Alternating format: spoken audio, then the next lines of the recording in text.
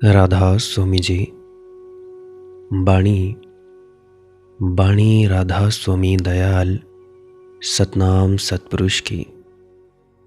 आज की सत्संग वीडियो का विषय है, एक प्रश्न पूछा गया है एक दादी जी द्वारा। प्रश्न है, बेटा अकेलापन इतना महसूस हो रहा है कि घबरा जाती हूँ और उदासी घेर लेती है, क्या करूँ? कृपया मार्गदर्शन करो। तो चलिए इसी विषय के संदर्भ में आज की सत्संग वीडियो आरंभ करते हैं। गुरु प्यारी सत्कारयोग सत्संगत जी, आप सभी के भीतर बैठे परमात्मा को मेरा प्रणाम, आप सभी के चरणों में मेरा प्रणाम स्वीकार करें जी। विनती करना चाहता हूँ, जो भी व्यक्ति ध्यान में तरक्की चाहता है, भजन सिमरन में तरक्की चाहता है कि हम इस मानव जीवन से, हम इस जन्म मरण के चक्कर से मुक्त हो जाएं, तो वो व्यक्ति इस वीडियो को पूरा अंत तक सुन सकता है। और ये चाहता है कि हमारा मन काबू में आ जाए, हमारा मन ध्यान के वक्त तंग न करे, वे व्यक्ति भी इस वीडियो को पूरा अंत तक सुन सकते हैं। बाकी आपकी मौज है, आपकी अपनी दिली इच्छा है। तो अभी हम अपने प्रश्न की ओर बढ़ते हैं। जैसा कि प्रश्न पूछा गया है कि अकेलापन इतना महसूस हो रहा है कि घबरा जाती हूँ। दादी जी, अकेलापन हमारी आत्यंतिक नियति है, उससे बचने का कोई उपाय नहीं है। अकेले हम हैं और बचने की जितनी हम चेष्टाएं करते हैं वही तो संसार है, और बचने की चेष्टाएं सब व्यर्थ हो जाती हैं, वही तो वैराग्य है। और जब हम बचने की सारी चेष्टाएं छोड़ देते हैं, वही तो ध्यान है। ध्यान से सुनो, फिर से सुनो, मैंने क्या कहा कि अकेले हम हैं, जितनी हम बचने से चेष्टाएं करते हैं वह संसार है, और बचने की चेष्टाएं जब व्यर्थ हो जाती हैं तो वो है वैराग्य। और जब हम बचने की सारी चेष्टाएं छोड़ देते हैं अकेलेपन से, वह है ध्यान। अकेले हम हैं और चाहते हैं कि अकेले ना हो। फिर से सुनिए क्या कहा मैंने। अकेले हम सभी हैं, परंतु हम ये चाहते हैं कि हम अकेले ना हो, और यही हमारी सबसे बड़ी भूल है। यहीं से भूल शुरू होती है। क्यों? अकेले होने में कठिनाई क्या है? अकेले होने में बेचैनी क्या है? अकेले होने में डर क्या है? अकेले होने में बुराई क्या है? अकेले होने में दुख तुमसे किसने कहा है? जानने वाले तो कुछ और कहते हैं। पूछो संत नानक से, संत कबीर से, संत मलूक से, पूछो दुल्हन दास से। जानने वाले तो कुछ और कहते हैं। जानने वाले तो कहते हैं कि उस परम एकांत में ही आनंद की वर्षा होती है, अमृत के मेघ झरते हैं, हजार हजार सूरज निकलते हैं उस परम एकांत में ही। लेकिन आदमी भाग रहा है, अकेले से डर रहा है। हमें बचपन से ही अकेले होने का भय पकड़ा दिया गया है। किसी बच्चे को माँ बाप अकेला नहीं छोड़ते, कोई ना कोई मौजूद होना चाहिए।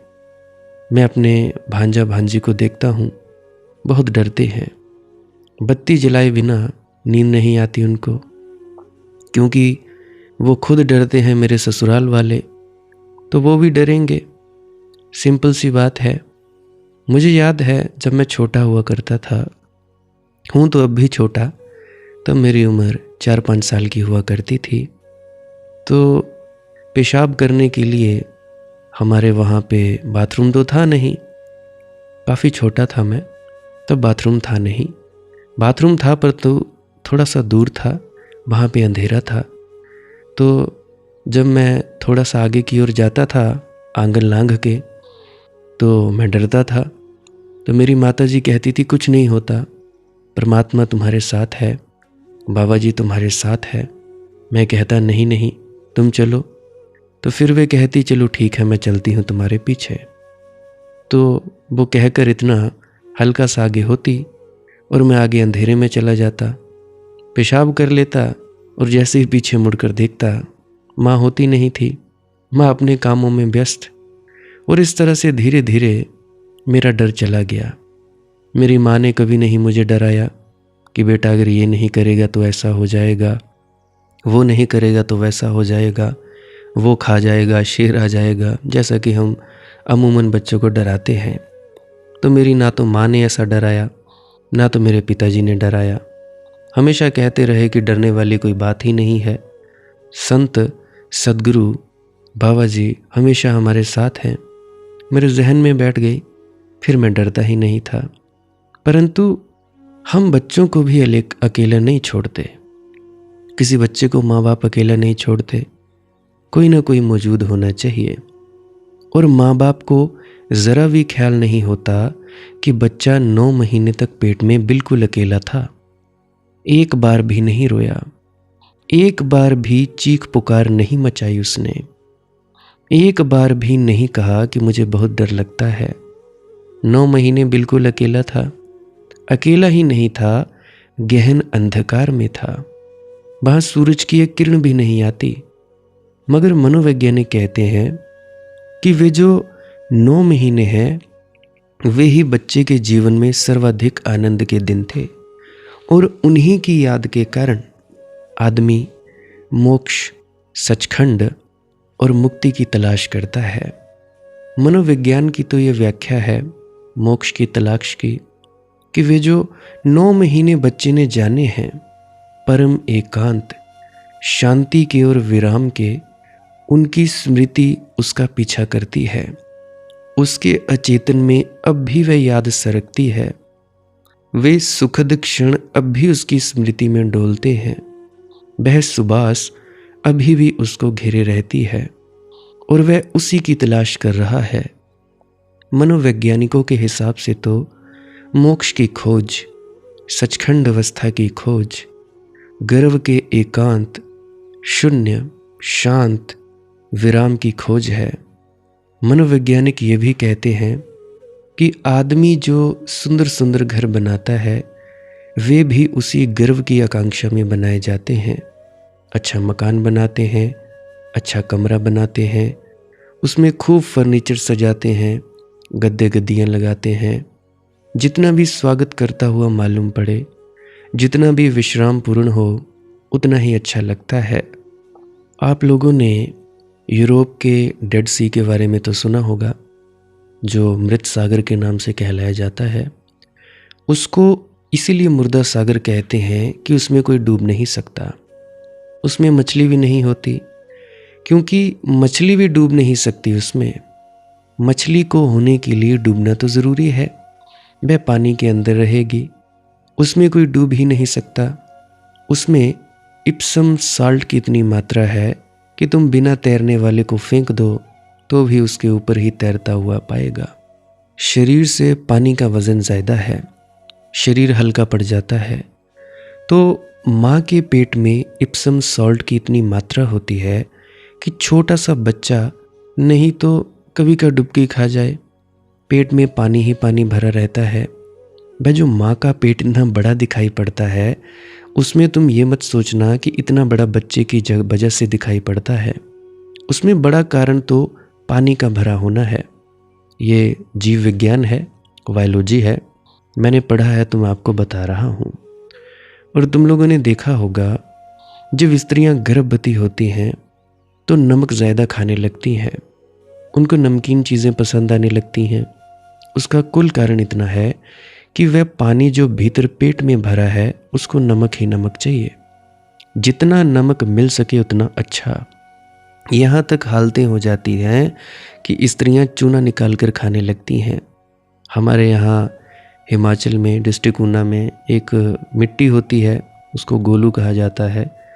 मतलब कि चूल्हों के इर्द गिर्द फेरा जाता था, सफ़ेद सफ़ेद होता था, बड़ा ही शानदार डेकोरेशन टाइप। तो वो खाने लगती हैं। सौंधी मिट्टी जिसमें ज़्यादा नमकीन थोड़ा थोड़ा स्वाद होता है, तो गाँव की स्त्रियां अक्सर खेत की मिट्टी खा लेती हैं। तो इस तरह से ये प्रक्रिया है। वैज्ञानिक कहते हैं कि ध्यान की प्रक्रियाएं भी उसी अवस्था में ले जाती हैं बिना बाहरी उपकरणों के। ध्यान की प्रक्रिया भी उसी अवस्था में ले जाती हैं। ये जो सचखंड की स्वर्ग की खोज है, ये उसी की खोज है। घरों में भी हम जो अपने कमरे को बनाते हैं, बस ढंग से बनाते हैं कि सब तरह से हमें उत्तप्त रखें, प्रसन्न रखें, प्रफुल्ल रखें, शांत रखें। मगर अब तक ठीक ठीक माँ के पेट का कोई अनुभव, कोई भी चीज़ पूरी तरह नहीं दे पाई है। लेकिन माँ के पेट में 9 महीने बच्चा अकेला रहता है, ना डरता है, ना चिंतित होता है, ना सोचता कि वहाँ चले जाएं, पहाड़ों पे घूमने चले जाएं, होटल चले जाएं, कि लूडो खेल लें, कुछ नहीं तो समय काटें कि चलो फिल्म देख रहे हैं, चलो थोड़ा चुगलियाँ कर लेते हैं, पड़ोस की जो सहेली है। कुछ भी नहीं। 9 महीने बिल्कुल सन्नाटा है। तो एक बात तो निश्चित है कि तुम स्वभाव से एकांत में रहने को बने हो, और स्वभाव से एकांत में तुम्हें रस है। कोई दुख नहीं है, मगर पैदा होते से ही उपद्रव शुरू होता है। जैसे ही बच्चा पैदा होता है, वैसे ही उसे दूसरे की ज़रूरत मालूम होने लगती है। माँ के बिना भूखा हो जाता है। माँ की ज़रूरत, माँ के स्तन की ज़रूरत, भोजन भी वही, उष्णता भी वही, प्रेम भी वही। दूसरा मुझे आदर करता है, प्रेम करता है, फिक्र करता है, इसका प्रमाण भी वही। बस धीरे धीरे शुरू हुआ। दूसरा महत्वपूर्ण होने लगा। माँ थोड़ी देर को नहीं आती, बच्चा पानी में पड़ गया है, पेशाब कर लिया है, गीला कपड़ा हो गया है, तो परेशान हो रहा है, दूसरे की ज़रूरत है। असहाय बच्चा दूसरे की ज़रूरत अनुभव करने लगता है, और माँ बाप भी इसमें बड़ा मज़ा लेते हैं कि बच्चा निर्भर हो हम पर। कोई जब आप पर निर्भर होता है तो अच्छा लगता है कि आपकी भी दुनिया में कुछ ज़रूरत है।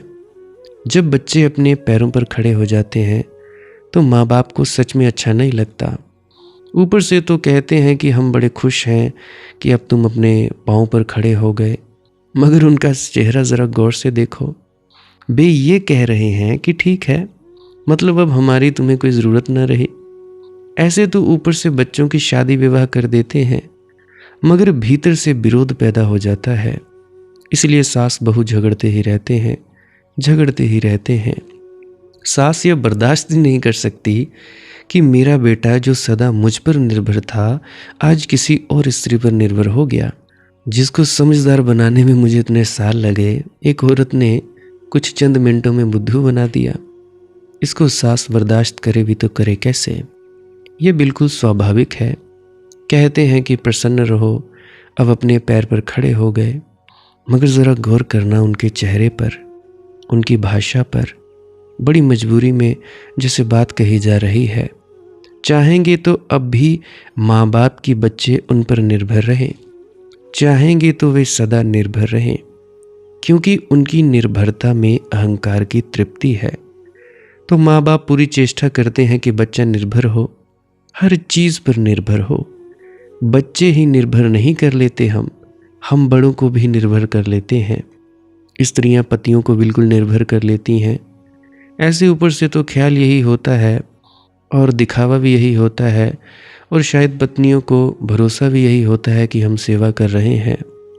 वे पति को माचिस भी ना उठाने देंगी, सिगरेट भी ना उठाने देंगी, खुद उठाकर सिगरेट लाएंगी, लाइटर लाएंगी और जला देंगी। वे इतना निर्भर कर लेंगी पति को कि 2 दिन के लिए अगर मायके चली जाए तो पति बिल्कुल असहाय है। उसको पता नहीं सिगरेट कहाँ है, माचिस कहाँ है, लाइटर कहाँ है। झंडू भाई एक दिन खोज रहा था रसोई में। पत्नी चिल्ला रही है बड़ी देर से कि बड़ी देर हो गई, तुम्हें नमक भी नहीं मिल रहा। उसने कहा, मैंने करीब करीब सब डब्बे खोल डाले हैं, नमक का कुछ अता पता नहीं। पत्नी ने कहा, तुम अंधे हो, बिल्कुल आँख के अंधे हो, उम्र तुम्हारी हो गई, मगर मेरे बिना तुम 1 इंच भर नहीं चल सकते। अरे सामने ही जिस डिब्बे पर लिखा है मिर्ची, उसी में तो नमक है। स्त्रियों के अपने ढंग होते हैं। लिखा है मिर्ची, रखा है नमक, ये उनका सीक्रेट कोड है। डब्बा है आइसक्रीम का, रखा है उसमें साग, ये सीक्रेट कोड है। अब ये पति लाख सिर मारकर मर जाएं, कितने ही शब्द कोशों में देखें कि मिर्ची कहीं भी नमक नहीं है, आइसक्रीम के डब्बे पर कहीं भी साग नहीं है। पत्नी को बिल्कुल निर्भर कर देना ज़रूरी है। पत्नी भी जैसे पति को निर्भर करती है, पति भी पत्नी को निर्भर कर लेता है अपने ढंग से, गहने लाकर, नई साड़ियाँ लाकर, सूट लाकर, नई जूतियाँ लाकर। ये एक दूसरे की निर्भरता पर जी रहा जगत है। यहाँ हम एक दूसरे को निर्भर करते हैं क्योंकि अच्छा लगता है कि हम पर इतने लोग निर्भर हैं। जितने ज़्यादा लोग तुम पर निर्भर हैं, तुम उतने बड़े मालूम पड़ने लगते हो। मगर ध्यान रखना, जब तुम दूसरों को निर्भर करोगे तो दूसरे तुम्हें निर्भर करेंगे। यहाँ गुलामी पारस्परिक होती है। स्वतंत्र होना हो तो किसी को निर्भर मत करना और किसी के निर्भर मत होना। मगर ये ज़िंदगी का ढांचा ऐसा है कि यहाँ सब एक दूसरे के निर्भर हैं और सब चाहते हैं कि एक दूसरे के निर्भर रहें। इसीलिए तो कभी कभी मैं कॉल उठा लेता हूँ, कभी कभी मैं कह देता हूँ कि मत करो, कभी कभी कह देता हूँ कि सिर्फ वॉइस मैसेज करो। ये सारे मेरे तरीके हैं कि तुम लोगों को अपने पर निर्भर ना किया जाए। तुम लोग थोड़ा खुद भी तो चलो। घड़ी घड़ी अगर मुझसे पूछोगे तब तो आगे बढ़ ही नहीं पाओगे। हाँ, बड़ी भयानक स्थिति आ गई, बहुत बड़ी दिक्कत परेशानी में आ गए, तब तो ठीक है। यहाँ तक मुझे हंसी आ जाती है खुद पर कि चला किस काम पर और बन गया एक वैद्य और डॉक्टर। लोग मुझसे पूछते हैं कि जी टांगें बड़ी दुखती हैं, टांगों का इलाज बताइए। शरीर में बड़ी जलन है, उसका इलाज बताइए। खुजली है जी मेरे पाँव में, उसका कोई इलाज बताइए। गले में खराश है जी, उसका कोई इलाज बताइए। अरे वाह वाह, उसके लिए डॉक्टर हैं। मैं कोई वैद्य थोड़े ना हूँ। हाँ, कभी कभी बता देता हूँ चीज़ें, पर इसका मतलब ये थोड़े ना है। अब कोई कहता है मेरी बहू है, मुझे तंग करती है। कोई कहता है जी मेरी सास है, मुझे तंग करती है। अब मैं क्या करूँ? अब इन चीज़ों का आध्यात्म से लेना देना क्या है? कोई कहता है जी मुझे ये वाला जो बिजनेस का सौदा होने वाला है वो मुझे दिला दो। मैं क्या करूं? मैं तुम्हारी आध्यात्मिक समस्याएं देखूं या तुम्हारी ये निजी जिंदगी देखूं? खैर कोई बात नहीं, तुम्हारे गुरु तो तुम्हारी सुनते नहीं। तुम्हें किसी न किसी को सुनाना है, ये भी ठीक है, परंतु इसका मतलब ये नहीं कि मैं तुम लोगों को अपने ऊपर निर्भर कर लूं। यहाँ साइकेट्रिस्ट हैं, यहाँ साइकोलॉजी को सिखाने वाले हैं, पैसा लेते हैं 100 रुपया, 200 रुपया, मुझे नहीं मालूम कितने लेते होंगे। एक बहन थी, उसने मुझे एक दिन कहा था, 6-7 महीने पहले की बात है, कि मनदीप भाई तुम इतने लोगों की बातें सुनते हो, तुम अपनी फ़ीस क्यों नहीं रखते? यहाँ लोग बातें सुनने के इतने इतने पैसे ले लेते हैं, 100 रुपया ही रख दो कम से कम। मैंने कहा बहन मेरी चीज़ फ्री में है, मुझे फ्री में मिली है, मैं फ्री में ही दूंगा। हाँ, मुझे यूट्यूब से पैसा मिल जाता है, मैं किसी से मांगता नहीं। यूट्यूब पैसा दे रहा है, सभी को दे रहा है, वो मुझे भी दे रहा है। मैं तो तुम लोगों से तो मांगता नहीं मांगता। तुम लोग अपनी मर्जी से दे दो तो ठीक है, वो भी ठीक है, तुम्हारी श्रद्धा पर चोट ना पहुँचे, ले लेता हूँ, कोई दिक्कत की बात नहीं है। परंतु मुझे वो दे रहा है, मैं तुम लोगों से क्यों मांगूँ? मैं फ़ीस क्यों रखूँ? मैं अपने शिविर क्यों खोलूँ कि 3000 रुपया लेके आना तब मेरे शिविर में दाखिल हो सकते हो? यूट्यूब फ्री है तो फ्री की चीज़ है। तुम वैसे भी तो फालतू में अपने डेटा को यूज़ करते ही हो, फालतू चीज़ें देखने में। अगर तुम मेरी वीडियो सुन रहे हो तो तुम्हारा कुछ ना कुछ लाभ ही हो रहा होगा, तुम्हारी ज़िंदगी तब्दील हो रही होगी और जिनकी आध्यात्मिक समस्याएं हैं उनका समाधान मिल रहा होगा। तो बहुत सी चीज़ें हैं जो तुम लोगों को हो रहा होगा, तो मैं क्यों लूँ फीस किसी की? अगर किसी की वाकई में समस्या है तो वो मुझे कॉल करता है, मुझे व्हाट्सएप करता है, तो मैं उसकी समस्या का समाधान कर लेता हूँ। यहाँ तक कि लोग $1000 लेते हैं, 100 लेते हैं, 10 लेते हैं, तो उसका मैं क्या करूँ?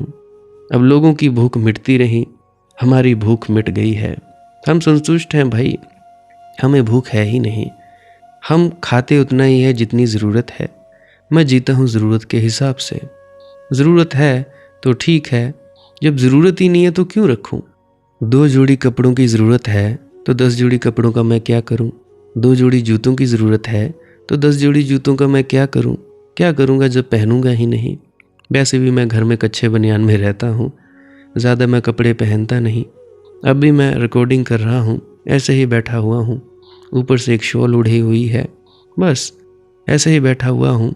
गर्मियों में भी ऐसे ही बैठता हूँ, तो मुझे कपड़ों की ज़्यादा ज़रूरत है नहीं। बाहर जाता हूँ, मेरा तो साल में एक कपड़े से ही चल जाएगा, कोई दिक्कत की बात नहीं है। तो ज़रूरत के अनुसार। तो मैं बात कर रहा था कि लोग एक दूसरों को निर्भर करते हैं। मैं नहीं चाहता कि तुम लोग मुझ पर निर्भर हो जाए। निर्भरता नहीं करनी है मुझे, क्योंकि अगर हो ना हो मैं मर जाऊं या मैं ना रहूं, तब तुम किससे पूछोगे? तुम अपने भीतर उस सच्चे गुरु से पूछो। मैं तो बस नाम मात्र हूं, आज हूं कल नहीं हूं, आज हूं कल नहीं हूं और नहीं हो जाऊंगा, मर जाऊंगा, फिर किससे पूछोगे? तो इसीलिए भीतर के गुरु की पहचान करो। शब्द गुरु सुरत धुन चेला। शब्द धुन, ये अनहद नाद, ये सन्नाटे की धुन, इसको सुनते सुनते भीतर चले जाओगे, जो प्रश्न पूछोगे वो जवाब मिल जाएगा। कोई बड़ी बात नहीं है, बड़ी आसान सी बात है। इन ढोंगियों, पाखंडियों ने, इन अहंकारियों ने इस मार्ग को बड़ा मुश्किल मार्ग बना दिया है। सीधी सी बात है, राह तो सीधी सी है, मोड़ तो सारे मन के हैं। मन के ही मोड़ है, सीधी सीधी राह है, सीधा रास्ता, सीधी सड़क, हाईवे, परंतु इतने सारे मोड़। अब मुझे कुछ दादियाँ कहती हैं, बेटा इतना आसान। मैंने कहा और क्या है, इतना कोई मुश्किल है भी नहीं है, तुमने खाली बैठना है, करना धरना कुछ नहीं है, खाली बैठो। हाँ, तुम्हारा जी चाहे जाप करना कर लो 10-15 मिनट, उसके बाद अगर थक जाओ तो चुप हो जाओ। उसके बाद ये आवाज़ सुननी है और क्या करना है, कोई बड़ी बात है, बड़ा मुश्किल काम है? अरे बाबा बैठना ही तो है, दीवार से पीठ लगा कर बैठो, सोफे पर बैठो, जिधर मर्जी बैठो। टांगे दुखती हैं तो टांगे सीधी कर लो, रीढ़ की हड्डी दुखती है तो दीवार के साथ बैठ जाओ, पीठ सीधी कर लो, हल्का सा सर ऊंचा कर लो, बस इतना आसान तो काम है। कई कहते हैं जी नींद आ जाती है, कोई बात नहीं, आती है तो आती है, कितनी देर सो लोगे? 10 घंटा, 20 घंटा, 40, 50, 60 घंटा, कितने घंटे सो लोगे भाई? नहीं सो पाओगे। एक बार नींद पूरी हो गई, उसके बाद तुम फिर से उसी जगह पहुंचने के लिए चल पड़ोगे जिस जगह तुम नींद में जाते हो। और तब जब नींद पूरी हो जाती है, तब दूसरी बार जब आंख बंद करके उसी अवस्था में जाने लगते हो, तो तुम ध्यान में जाने लगते हो, तुम समाधि में जाने लगते हो। नींद और समाधि कोई अलग अलग चीज़ नहीं है। नींद और समाधि एक ही बात है, परंतु फ़र्क इतना है, नींद में हम बेहोशी में होते हैं और समाधि में हम जागृत होते हैं, यानी होश में होते हैं। इसीलिए तो बाबा जी महाराज फरमाते हैं कि भाई जागृता आऊगी ताही ते अपने आप दी पहचान होगी। अपने आप दी पहचान होगी तो परमात्मा दी मालिक दी पहचान हो जाओगी। जदों अपने आप दी पहचान ही नहीं होवेगी तो मालिक दी पहचान किवें होवेगी? ज़रा सोचो, नहीं हो सकती कदे भी पहचान। जागृता, भजन सिमरन दा जिहड़ा रास्ता हैगा है, वो सिर्फ जागृता हासिल करन वास्ते हैगा। ये बाबा जी के वचन हैं। तो ये बाबा गुरिंदर सिंह जी के वचन हैं। तो अगर हम उन वचनों के ऊपर नहीं चलेंगे तो हम किस गुरु की बात करते हैं, किस गुरु के प्रेम की बात करते हैं? वो बाबा जी अक्सर कहा करते हैं कि प्रेम पूरा, गल नहीं मननी। आहा, बाबा जी तुहाडे नाल प्रेम ते पूरा, गल नहीं मनन नूं तैयार। वही बात कि गुरु के सिर के ऊपर से टांग घुमा कर ले जानी है कि भाई तू मेरा चेला है, मैं तेरा गुरु हूँ। मतलब कि गुरु की कोई बात नहीं माननी। जब उसने कहा है कि भाई कुछ करना धरना ही नहीं है, खाली बैठो, बैठने में भी हमें मौत आ जाती है, अकेले रहने में भी हमें मौत आ जाती है। अब कई हैं, हाय हमारे साथ कोई बुलाता नहीं, कोई बोलता नहीं जी, हमारे बच्चे नहीं बोलते, मेरी बहू नहीं बोलती जी, वो मेरे साथ बात करे। अरे क्यों करे भाई? परमात्मा ने इतना बढ़िया मौका दिया है, बुजुर्ग हो गए हो, 60-65 की उम्र हो गई है तुम्हारी, तो अब और क्या चाहिए? इससे बड़ी परमात्मा की बख्शिश और होगी? अब देखो, बचपन में थे तो परेशान, बड़े हुए तो परेशान, स्कूल जाने का झंझट, कॉलेज जाने का झंझट, माता पिता की झंझट, उसके बाद शादी हो गई जी, शादी के बाद पति या पत्नी की झंझट, और उसके बाद बच्चे हो गए जी, बच्चों की झंझट, उसके बाद बच्चों की शादी करने की झंझट, बड़े हो गए, उनकी पढ़ाई लिखाई सब कुछ करना। अब बच्चे भी बड़े हो गए, बच्चों की शादियां हो गई, उनके आगे बच्चे हो गए। अब तुमको अगर कोई नहीं बुला रहा है तो बढ़िया है ना, इससे बढ़िया बात और क्या हो सकती है, इससे बढ़िया बख्शिश और हो क्या सकती है। तुम भीख में बख्शिश मांगते हो, दया करो जी, दया मेहर करो जी, बख्शिश करो जी। अरे वाह वाह, इससे बढ़िया बख्शिश और होगी क्या कि परमात्मा ने तुम लोगों को अकेला कर दिया कि अब तुम भीतर जाओ, अब तुम्हें कोई तंग करने वाला नहीं है, तुम्हें सुबह 5 बजे नहीं उठना है ताकि बच्चों का टिफ़िन पैक करो, पति का टिफ़िन पैक करो, कोई ज़रूरत नहीं है। बस खाली बैठो और ध्यान में डूबो। अब इसमें भी तुम लोगों को मौत पड़ रही है, ना जी ना, हमें वो बुलाने चाहिए। है मूर्खों की मूर्ख। एक तरफ तो परमात्मा ने बख्शिश की, परमात्मा ने दया मेहर की कि भाई तुम लोगों को बढ़िया वक्त मिल गया, तुम फिर से वही है ना, पराये गधे, अपना काम नहीं संवारना, पराये गधे ही बने रहना है। यही हाय इसका क्या होगा बेटे का, अरे वाह वाह, क्या उनका नहीं होता जिनके माँ बाप मर जाते हैं? क्या उनके नहीं चलते बच्चे, उनके बच्चे नहीं पलते? जरा सोचो। एक बाबा बुल्ले शाह जी की वाणी है ना, चढ़ दे सूरज ढल दे देखे, बुझ दे दीवे वड़ दे देखे, हीरे दा कोई मुल न जाने, खोटे सिक्के चल दे देखे, जीना दाना जगते कोई ओ भी पुत्र पल दे देखे, उस दी रहमत दे नाल बंदे पानी उत्ते चल दे देखे, लोकी कहंदे दाल नहीं गलदी मैं ते पत्थर गलदे देखे, जिन्हां ने कदर ना कीती रब दी हथ खाली ओ मलदे देखे, कई पैरां तो नंगे फिरदे सिर ते लभदे छावां, मैनू दाता सब कुछ दिता क्यों ना शुक्र मनावा, क्यों ना शुक्र मनावा। तो भाई किस खेत की मूली हो तुम, फालतू में चिंताएं ली हुई हैं। हाय मेरे बेटे का क्या होगा, हाय मेरी पोती का क्या होगा, हाय है निरे मूर्खों के मूर्ख। फिर कहते हो कि हमें बुरा लगता है जी, अरे लगे, मुझे क्या लगे तो लगे, और लगे बुरा, फिर भी अगर बुरा लगने के बाद भी अक्ल आ जाए तुम लोगों को, फिर तो बहुत ही शुभ बात है। कोई बात नहीं, मुझे गालियाँ निकाल लो, मुझे असर नहीं होता, मेरे तक गाली नहीं पहुँचती, ना तो मुझे पाप लगता है, ना मुझे पुण्य लगता है, ना मुझे किसी की मान बढ़ियाई लगती है, ना मुझे किसी की बेइज्जती लगती है। वो एक गुरु नानक साहिब जी की वाणी है, जे राज कराए ता तेरी उपमा, जे भीख मंगाए ता क्या कट जाए, दुख सुख दोनों समकर जानो, दोनों मान अपमाना। मुझे कोई फ़र्क नहीं पड़ता, किसी ने मुझे पापी बोल दिया तब भी कोई फ़र्क नहीं, किसी ने मुझे गाली निकाल दी तब भी मुझे कोई फ़र्क नहीं पड़ने वाला। एक ने अभी हाल ही में मुझसे लोग पूछते थे कि ये विजय बाबा जी कौन है, तो मैंने सोचा एक वीडियो बना ही दूँ। तो मैंने एक वीडियो बना दी विजय बाबा जी के ऊपर कि वो ऐसे ऐसे हैं संत। तो एक ने मुझे कमेंट कर दिया जी कि अरे तू भी पाखंडी हो गया। अरे बाबा, किसी संत के बारे में मैंने व्याख्यान किया, संत के बारे में मैंने बताया तो क्या मैं पाखंडी हो गया? अगर मैं किसी संत की आत्मजीवनी बताऊं तो क्या मैं पाखंडी हो गया? अगर मैं गुरु नानक साहिब जी के बारे में बताऊं तो क्या मैं पाखंडी हो गया? अगर मैं किसी और के बारे में बताऊं, संत के बारे में, तो क्या मैं पाखंडी हो गया? तब मैं पाखंडी नहीं होता जब मैं बाबा गुरिंदर सिंह जी ढिल्लों के बारे में बताता हूँ, महाराज चरण सिंह जी के बारे में बताता हूँ, गुरु नानक साहिब, संत दूलन दास जी, संत कबीर साहिब जी। परंतु जब मैंने एक नए संत के बारे में बताया कि वो भी एक संत हैं, गिदड़वाहा में, बठिंडे के अंदर मुक्तसर जिला है, उसमें गिदड़वाहा में संत है, तो तब मैं पाखंडी हो गया। बड़े अजीब लोग हैं, मतलब इतनी कट्टरपंथी लोग हैं, इतनी कट्टरवादिता है कि तुम लोगों ने तो संतों को भी बांट दिया। हालांकि गुरु नानक साहिब जी ने फरमाया था, एक नूर ते सब जग उपजे, कौन पले को मंदे। अरे भाई, जो व्यक्ति उस नूर में जाकर नूर हो गया तो कौन भला और कौन मंदा। और जब आज ब्यास की गद्दी पर 2 संत बैठे हुए हैं, मतलब 2 संत समकालीन हो सकते हैं, तो क्या तीसरा नहीं हो सकता? क्या कोई तीसरी जगह कोई संत नहीं हो सकता? क्या वो परमात्मा की प्राप्ति नहीं कर सकता? अजीब बात है।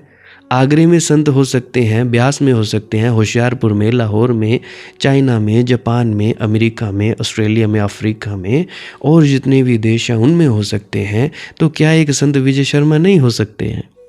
यूँ तो पूछते थे लोग कि हाँ भाई कौन है विजय शर्मा जिनकी आप ये सांस क्रिया योग बता रहे हो, हमें इतना लाभ हुआ तो थोड़ा सा बताओ। मैंने सोचा अकेले अकेले को क्यों बताना, एक खाली वीडियो बना दूं और वो चाहते हैं क्या है, क्या करना चाहते हैं तो मैं बता दूं। तो उससे वो व्यक्ति बोलता कि भाई तू पाखंडी है क्या? अरे भाई, अगर किसी संत के बारे में बताना पाखंड है तो हाँ मैं हूँ पाखंडी, कोई दिक्कत की बात नहीं है। मुझे कोई फ़र्क नहीं पड़ता कि आप लोग क्या कहते हैं क्या नहीं कहते हैं। तुम लोगों ने गुरु नानक देव जी को नहीं बख्शा, उनको बाहर निकाल दिया, चक्कियाँ पिसवाई। तुम लोगों ने किसी भी संत को बख्शा है क्या? जीसस को सूली लगा दी, कई गुरुओं का शीश उड़ा दिया, कईयों के बच्चे मार दिए। और कौन लोग थे? तुम ही तो लोग थे वो, और कोई बाहर से थोड़े ना आए ऐसे दूसरे ग्रह से। हाँ दूसरे ग्रहों के भी हैं लोग, परंतु वो तो आए नहीं। जीसस को सूली किन लोगों ने दी? तुम लोगों ने दी।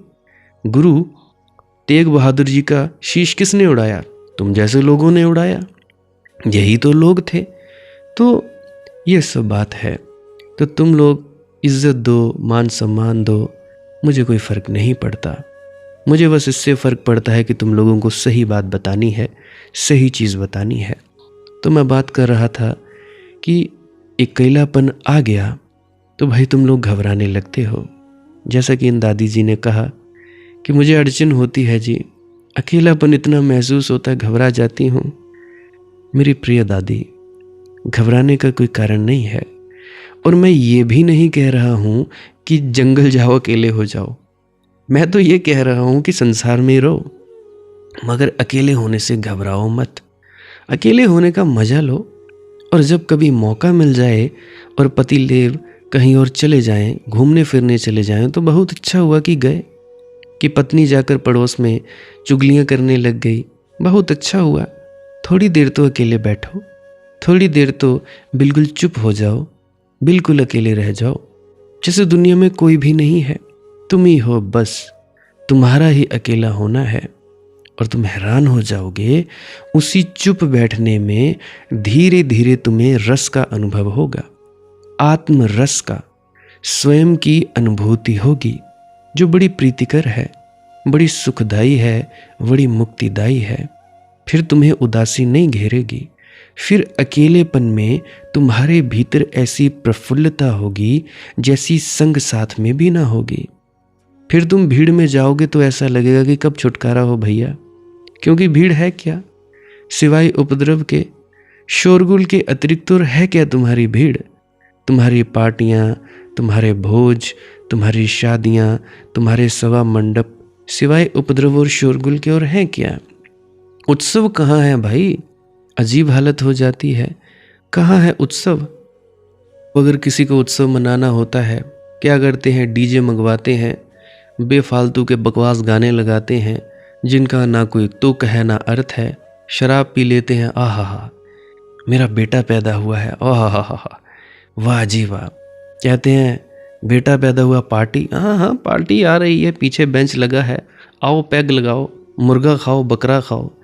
ये भी क्या कोई पार्टी है?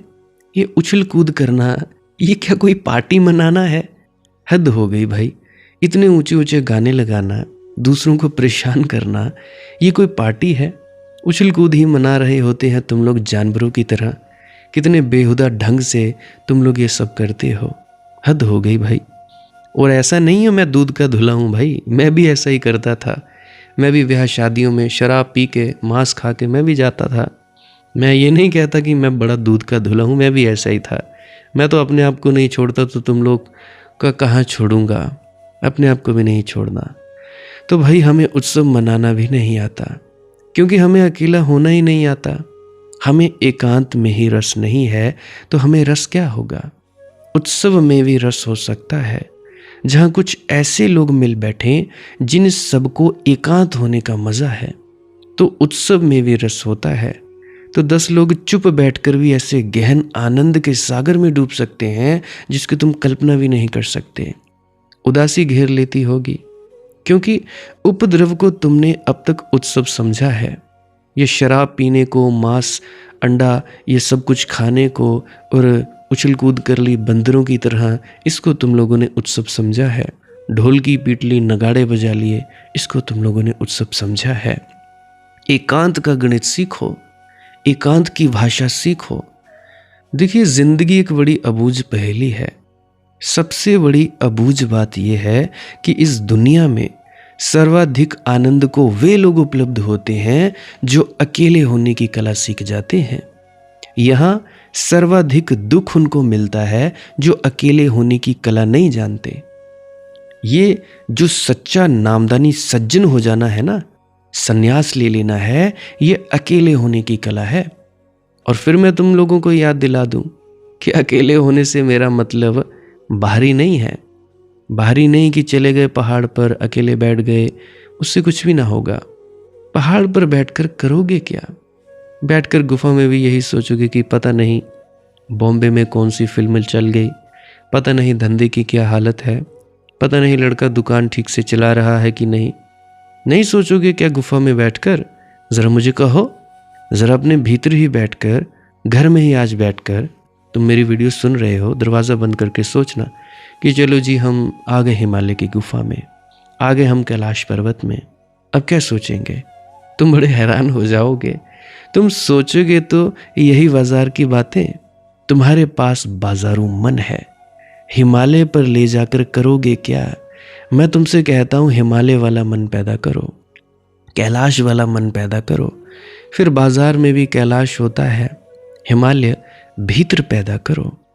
देखिए, तुम सीमा की गोद में हो लेकिन असीम के हकदार हो।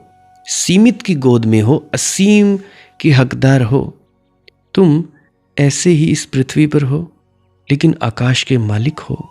तुम भीड़ में हो लेकिन अकेले की तुम्हारी संपदा खो मत देना, नहीं तो उदासी होगी, नहीं तो बड़ी बेचैनी होगी। और अगर भीड़ में ही रहे और भीड़ में ही जिए और भीड़ में ही मरे तो तुम्हारी जिंदगी एक लंबी व्यथा होगी। तुम रोते ही रहोगे और रोते ही जाओगे। अगर जीवन तुम लोगों ने यूं ही भीड़ भाड़ में गुजार दिया तो एक दिन तुम इतना पछताओगे कि तुम सोच भी नहीं सकते। परिचय इतना इतिहास यही, उमड़ी कल थी मिट आज चली, मैं नीर भरी दुख की बदली। लेकिन ये तुम्हारी नियति नहीं है, ये तुम्हारा दुर्भाग्य होगा, दुर्घटना होगी। ऐसा होना नहीं था, होने की कोई अनिवार्यता नहीं थी। तुम चाहते तो जीवन एक आनंद मग्न उत्सव हो सकता था और तुम क्षुद्र विराट की तरफ बढ़ते, सीमा से असीम की तरफ बढ़ते, मृत से अमृत की तरफ बढ़ते। तुम हो इतने विराट, प्रिय में सीमा की गोद पली हूं, असीम से खेली भी। लेकिन एक कुंजी सीखनी पड़ेगी, उसी कुंजी से ताले खुलते हैं जीवन के रहस्य के। वह कुंजी है एकांत, अंतर एकांत। क्या कहता हूं, 24 घंटे में थोड़ा समय निकालो। शुरू शुरू में उदासी लगेगी, लगने देना, पुराना अभ्यास है। शुरू शुरू में परेशानी लगेगी, लगने देना।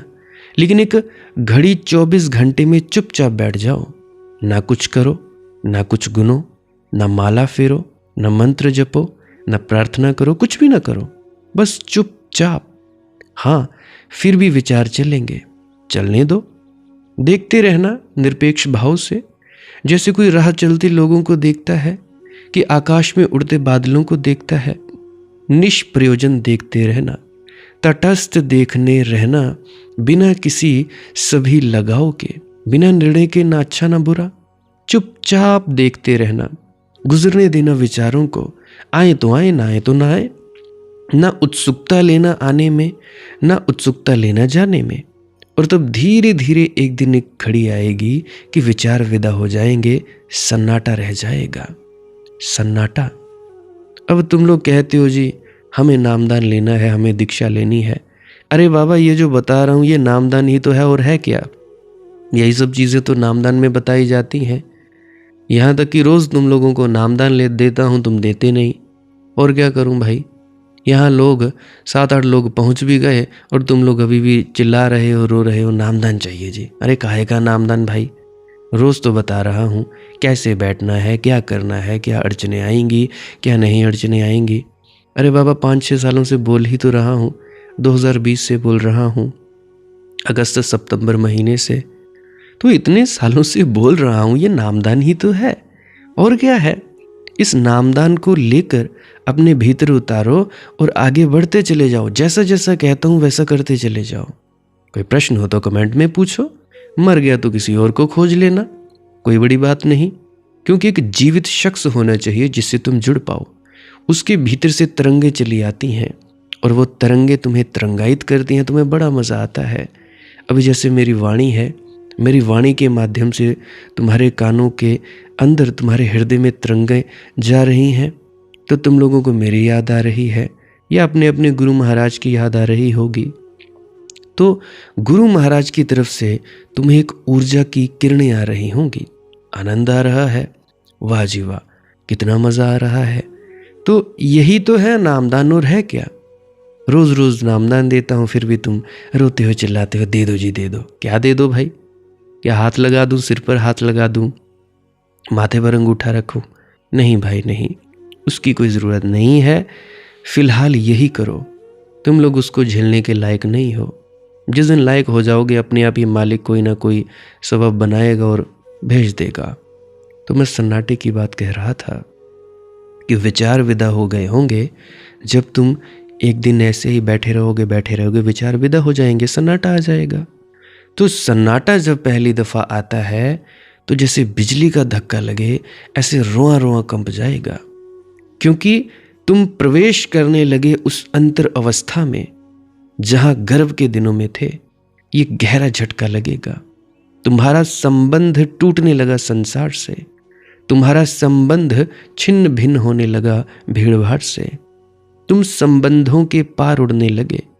झटका तो भारी लगेगा, जैसे हवाई जहाज उठता है पहली दफ़ा पृथ्वी से उड़ता है ना, तो ज़ोर से एक झटका लगता है, ऐसे ही झटका लगेगा। घबराना मत, एक बार पंख खुल गए आकाश में, एक बार उड़ चले तो अपूर्व अनुभव है, अपूर्व आनंद है। फिर एकांत कभी दुख ना देगा। एकांत तो क्या, फिर भीड़ भी दुख ना देगी, क्योंकि तब भीड़ में भी एकांत बना रहता है। जिसको भीतर सधने की कला आ गई, वह बीच बाजार में खड़े होकर भी ध्यान में हो सकता है, दुकान पर बैठे बैठे, काम करते करते, और भीतर धुन बजती रहेगी निस्वासर, रात दिन, दिन में भी उसकी धुन बजती रहेगी। लेकिन अभी मैं समझता हूँ उदासी लगती होगी, घबराहट होती होगी, अकेलापन डराता होगा। ये स्वाभाविक लक्षण है। प्रत्येक मनुष्य को इस जगत की गलत शिक्षणा दी गई है। सम्यक शिक्षा होगी अगर कभी, तो हम प्रत्येक बच्चे को अकेला होना भी सिखाएंगे, साथ होना भी सिखाएंगे, अकेला होना भी सिखाएंगे। साथ होना इस तरह सिखाएंगे कि अकेलापन मिटे ही नहीं, साथ भी हो जाए। कैसे जल में कमल होता है और जल छूता नहीं, ऐसे भीड़ में भी रहना और भीड़ को छूने भी मत देना। भीड़ में जाना भी और बचकर निकल भी आना, अपने दामन को बचाकर चले आना, तब एक जीवन की और ही दूसरी अनुभूति है। बाबा कबीर ने कहा है, ज्यों की त्यों धर दीनी चदरिया, खूब जतन से ओढ़ी रे चदरिया। फिर दामन पर दाग नहीं लगते। फिर तुम भीड़ में भी रहो तो भी तुम चादर पर दाग नहीं लगते। जैसे कि तैसी परमात्मा के हाथ में लौटा दी जाती है कि ये लो रखो अपनी चादर, दी थी तुमने, हमने जतन से ओढ़ी, जतन से उपयोग की, मगर कोई दाग नहीं लगे, कोई दाग नहीं लगे। चिट्टी चादर ला सुट कुड़िए, पैण फकीरां दी लोई। चिट्टी चादर ला सुट कुड़िए, पैन फकीरां दी लोई। चादर दाग हज़ारां, लोई दाग ना कोई। चिट्टी चादर ला सुट कुड़िए, पैण फकीरां दी लोई। चादर दाग हज़ारां, लोई दाग ना कोई। किस चादर की बात कबीर जी कह रहे हैं? यही भीतर के एकांत, ये भीतर के शून्य, ये भीतर के मौन, भीतर के ध्यान की। ध्यान की चादर तुम्हारे पास हो तो तुम्हारे जीवन में वास्तविक जीवन का पहला संस्पर्श होगा। ये हो सकता है। मेरे पास होकर अगर ये ना हो तो समझना कि तुम बहुत बाधाएं डाल रहे होगे। इसके होने में बाधाएं हटा लो, अड़चने विदा कर लो। ये तो नाव चली ही जा रही है, इस पर सवार हो जाओ। पाल खोल दिए गए हैं, हवाएं ले चली हैं इसे। पतवार भी हम नहीं चलाते, पतवार भी कौन चलाए भैया। जब परमात्मा ही हवाओं में बांधकर पालों को और ले जाता है अपने सागर तट पर, तो कौन चिंता करे पतवारों की। और मैं तुम लोगों से ये नहीं कह रहा हूँ, जब मैं परलोक उस पार उस गंतव्य की बातें करता हूँ तो मैं तुमसे ये नहीं कह रहा हूँ कि कल होगा कि परसों होगा कि अगले जन्म में होगा। मैं तुमसे ये कह रहा हूँ, ये चाहो तो अभी हो सकता है, यहाँ हो सकता है, होना ही चाहिए। अपने को संगठित करो, अपने को एकजुट करो। बस मत कर देना रे पिलाने वाले, हम नहीं विमुख हो वापस जाने वाले। अपनी असीम तृष्णा है तेरा वैभव, अक्षय है अक्षय अरे लुटाने वाले। उसके मंदिर पर बैठो तो फिर लौटने की बात ही मत करना। उदासी आए, बेचैनी आए, पीड़ा आए, पुरानी आदतें बल मारे, बिल्कुल भी तुम फिक्र मत करना। मैं तुम लोगों से कह रहा हूं, हो सकता है अभी और यहीं। चाहिए कि तुम एकजुट हो जाओ, चाहिए कि तुम्हारे भीतर ऐसी त्वरा हो कि रुआं रुआं प्यास से भर जाए, कि रुआं रुआं पुकार से भर जाए। उठना ही मत उसके मंदिर पर बैठ गए तो। इस ना उठने के संकल्प को ही मैं सच्चा सत्संगी होना कहता हूं, सच्चा सन्यासी हो जाना कहता हूं। हम आ ही गए तेरे द्वार पर, मिटना हो तो मिटेंगे, लौटेंगे नहीं। इस संकल्प से जो ध्यान में बैठेगा उसका ध्यान सुनिश्चित पूर्ण होना है, आश्वासन है मेरा। उसका ध्यान सदा पूरा होता है, उसके ध्यान में कोई बाधा नहीं पड़ती। परमात्मा चाहता है कि तुम पर ध्यान की वर्षा हो। परमात्मा कंजूस नहीं है, कृपण नहीं है। परमात्मा तो अपात्र को भी देने को तैयार है। अगर हम ऐसे अपात्र हैं कि अपात्र को भी उल्टा रखकर बैठे हैं, अपात्र को तो कम से कम सीधा करो भाई। ध्यान में बढ़े चलो, ना इसका कोई प्रारंभ है और ना इसका कोई अंत है। ध्यान की इस अनंत यात्रा पर अपने को गंवा दो, खो जाओ। ध्यान करते करते ध्यान ही ना बचे, ध्यान ही बचे। गीत गाते गाते गीत ही बचे, गायक ना बचे। नाचते नाचते नाचने वाला ना बचे, नृत्य ही बचे। और उसी क्षण मिलन हो जाएगा, भर जाएगा तुम्हारा खाली पात्र। एक क्षण में बरस सकता है सागर, एक क्षण में बूंद सागर हो सकती है। मगर सब तुम पर निर्भर है। अधूरे अधूरे उपक्रम मत करना, कुनकुने कुनकुने प्रयास मत करना। जलो तो ऐसे जैसे मशाल दोनों तरफ से जले, एक साथ जले। एक क्षण को भी जलो मगर पूरे जलो, और उसी क्षण में घटना घट जाती है। मैं तुमसे कहता हूं, यही मुक्ति है, यही मोक्ष है, यही सचखंड है। ये एक मनोविज्ञान है। देखिए, सचखंड कोई मरने के बाद नहीं मिलता, जीते जी ही सचखंड में आया जाता है। जीते जी सचखंड में नहीं गए, सच्चे खंड में नहीं गए तो मरने के बाद भी नहीं जा पाओगे। जीते जी मुक्ति है, मरने के बाद की कोई गारंटी नहीं है। मरने के बाद भैया अगला जन्म होगा ही होगा। चाहे तुम लाख अपने आप को भरमाओ, कोई गुरु आएगा उंगली पकड़ कर ले जाएगा, सब बकवास की बातें, सब झूठ। बाबा सावन सिंह जी फरमाया करते थे कि भाई जीते जी मुक्ति है, मरने के बाद कोई गारंटी नहीं है। मुक्ति मन की एक अपूर्व दशा है। नर्क भी यही है। आज तुम नर्क में ही तो जी रहे हो भारत में, और क्या है। खाने को रोटी नहीं, पहनने को कपड़ा नहीं, और तुम्हारे ऊपर टैक्स पे टैक्स। सड़क है नहीं, गड्ढे हैं, बीमारियां इतनी हैं, खाना शुद्ध नहीं, सब्जियां शुद्ध नहीं, हवा शुद्ध नहीं। क्या है तुम्हारे पास? नर्क में ही तो हो। हॉस्पिटल्स में चले जाओ, वहाँ पे इलाज नहीं। महंगे महंगे में चले जाओ, पैसा है तो इलाज है, नहीं है तो वो भी नहीं है। बस नर्क में ही तो हो। स्वर्ग भी यही है, वह तुम्हारे ठीक जीने का ढंग। सचखंड भी यही है। वह है तुम्हारे परमात्मा में जीने का ढंग। अपने को खोकर जो परमात्मा में जीता है वह मुक्त है, जो नहीं जीता है, जो अपने अहंकार में जीता है, वो बंधा हुआ है। मेरे पास कई ढोंगी आते हैं, हम तो आपके चरणों की धूल है मनदीप, तुम्हारे चरणों में प्रणाम, तुम मास्टर हो, तुम ये हो, तुम फड़ा हो, तुम ढिका हो। थोड़े दिनों बाद उसकी औकात का पता चल जाता है कि विनम्रता सब थोथी, हल्की सी चादर ओढ़ी हुई थी, हल्का सा मैं छेड़ देता हूँ तो बस तिल मिला उठते हैं, ना ना ना ना, बहस बहासी पर आ जाते हैं। और मुझे बड़ी हंसी आती है, मन ही मन में हंसता हूँ कि वाह, कैसा नाटक करते हैं ये लोग, कैसा ढोंग पखंड पालते हैं, वाह जी वाह, हमसे बड़ा शिष्य तो कोई नहीं, हमने जितना तुम्हें सुना है वैसा तो कोई नहीं। एक आंटी आगे कहती, मनदीप बेटा, मैं तुझे 20 साल से सुन रही हूँ। मैं भी बड़ी सोच में पड़ गया, अरे 20 साल से? 5 साल पहले तो मैंने बोलना शुरू किया, 20 साल पहले तो मैं बच्चा था, हूँ तो अब भी बच्चा, परंतु 20 साल पहले ये कब हुआ, कैसे हुआ? 26 साल पहले, 20 साल पहले, कैसे कैसे हो सकता है? किसी और को सुना होगा भाई। 20 साल पहले तो YouTube का इतना विकास भी नहीं हुआ था जितना आज हुआ पड़ा है। आज जियो के कारण ही तो विकास हुआ। शायद कोरोना के पहले या कोरोना के वक्त ही शायद जियो को आए हुए 5-6 साल या 7-8 साल हुए होंगे। तो 20 साल कैसे? सब धोखाधड़ी की बातें हैं, धोखा देने की बात करते हैं, अपनी चालाकियां चलाने की कोशिश करते हैं। हम बहुत चालाक हैं, ये तो मूर्ख है, इसको कहाँ पता चलेगा?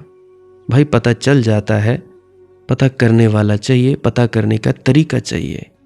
वह जो अपने को खोकर परमात्मा में जीता है वह है मुक्त, अहंकार में जीता है वह है बंधन में। आज के लिए बस इतना ही। किसी का कोई प्रश्न हो तो कमेंट सेक्शन में लिख सकता है, आपके कमेंट्स वेलकम है। अगर आपको कुछ समझ में नहीं आया हो तो वीडियो को बार बार सुने, पुरानी वीडियोस भी अवश्य सुन लिया करें। अगर किसी को शेयर करना हो वीडियो को तो भी कर सकते हैं, पर करना उन्हीं को ही भाई, ज़बरदस्ती मत करना। जिनको ज़रूरत हो, जिनको परेशानी हो, ऐसे ही किसी को भी मत किया करो, ज़बरदस्ती ना किया करो। अब जब मैं तुम लोगों से ज़बरदस्ती नहीं करता तो तुम लोग क्यों करते हो कि सुनो ही सुनो? क्यों सुने भाई कोई? यहाँ तक मैं खुद ब्लॉक कर देता हूँ लोगों को। क्यों सुने कोई मेरी बात? काहे को? क्यों कोई पानी पिए जब प्यास नहीं लगी है? क्यों कोई भोजन खाए जब उसे भूख नहीं लगी है? कोई ज़रूरत नहीं है। तो भैया विनती है आप सभी लोगों से कि आप लोग उन्हीं लोगों को वीडियो शेयर करो जो परेशान है। पहले उनसे पूछो कि वाकई में तुम अपनी ज़िंदगी बदलना चाहते हो? क्या वाकई में तुम ध्यान में तरक्की करना चाहते हो? क्या वाकई में तुम अपनी व्याधियों से मुक्त होना चाहते हो?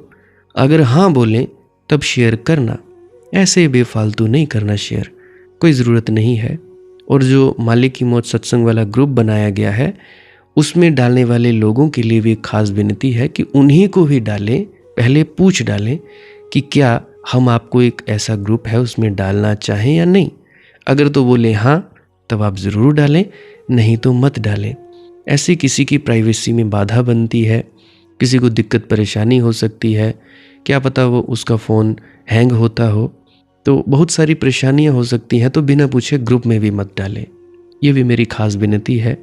नहीं तो मुझे उसकी परमिशंस बदलनी पड़ेंगी। तो यही कर सकता हूँ और मैं क्या कर सकता हूँ। बाकी कॉलिंग का टाइम रहता है दोपहर 2 बजे से लेकर शाम के 6 बजे तक कॉल कर सकते हो। पर कॉल करने से पहले एक विनती करना चाहूँगा कि व्हाट्सएप पर वॉइस मैसेज ज़रूर भेज दिया करें, चाहे 2 मिनट का, 5 मिनट का, पूरी बात व्हाट्सएप पर भेज दिया करें मुझे, ताकि मैं आप लोगों की वो बात सुन लूँ। सुनकर जब मैं बोलूँ कि कॉल करो, जब आप कॉल करोगे तो मैं आपको सीधा सीधा बोल दूंगा कि हाँ ये बात का आपका ये समाधान है, इस बात का ये समाधान है। सीधी बात है, शॉर्ट में बात हो जाएगी। क्योंकि इतने लोग हैं जो बात करना चाहते हैं, जिनकी समस्याएं हैं। अब लाखों लोग हैं, अब एक दिन में लाखों लोगों से कैसे बात करूँगा? एक महीने में भी नहीं बात कर सकता। अब जो बहुत से लोग हैं वो व्हाट्सएप मुझे करें, व्हाट्सएप पे मुझे वॉइस मैसेज कर सकते हैं, वॉइस मैसेज करें फिर बोलें कि हम कॉल करें क्या? अब चाहे 10 मिनट की बात हो, मैं ज़रूर सुनूंगा। क्या पता मेरे एक मैसेज देने से आपकी समाधान हो जाए, बात करने का तुम्हें दिक्कत ही ना उठानी पड़े। आपका भी वक्त बचेगा, मेरा भी बचेगा, क्योंकि मुझे भी घर के काम धंधे करने होते हैं। तो इसलिए मैं माफ़ी चाहता हूँ। मेरा कौन सा कोई डेरा है या मैंने कौन से अपने नौकर चाकर लगाए हैं। खुद ही कमाना पड़ता है, खुद ही खाना पड़ता है। आप लोग बेहतर स्थिति में तो हो। हाँ, मैं हूँ तो शहंशाह, मैं आपसे भी बेहतर स्थिति में हूँ। फिर भी विनती है, पहले वॉइस मैसेज पे लंबा जो भी जितना मेरे चाहे आधे घंटे का भेज दो। खाली वक्त में मैं उसे सुन लूँगा। जब मुझे पता लगेगा कि आपकी ये समस्या है, उसका समाधान अवश्य करने की चेष्टा करूँगा। ऐसे ही बिना मतलब के आप अपना वक्त ना बर्बाद करें, क्योंकि बहुत से लोग हैं, उनको भी मौका मिलना चाहिए। ऐसे स्वार्थी ना बने हम, ऐसे स्वार्थी नहीं बनना चाहिए, दूसरों की मदद करनी चाहिए। तो इससे आप दूसरों की मदद कर सकते हैं। कॉलिंग का टाइम है 2 बजे से लेकर शाम के 6 बजे तक। सबसे पहले व्हाट्सएप पे वॉइस मैसेज करें। नंबर है मेरा 9882558872, 98 825 58 872।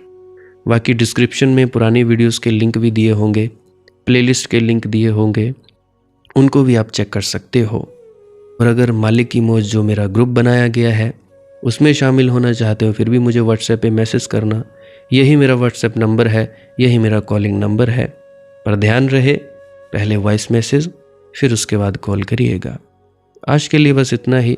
भजन सिमरन क्या है, श्वास क्रिया क्या है, जो विजय शर्मा जी द्वारा बताई गई प्रक्रिया है, उसके बारे में जानना चाहते हो तो अभी मैं वो क्लिप लगाने वाला हूँ। कृपया आप जी उसको भी सुनकर ज़रूर जाइएगा। भजन सिमरन क्या है? भजन और सिमरन 2 अंग हैं। सिमरन है कुछ शब्दों का जाप करना जो आपको आपके सद्गुरु द्वारा बताए जाते हैं। कोई भी जाप हो सकता है, कोई भी शब्द हो सकते हैं।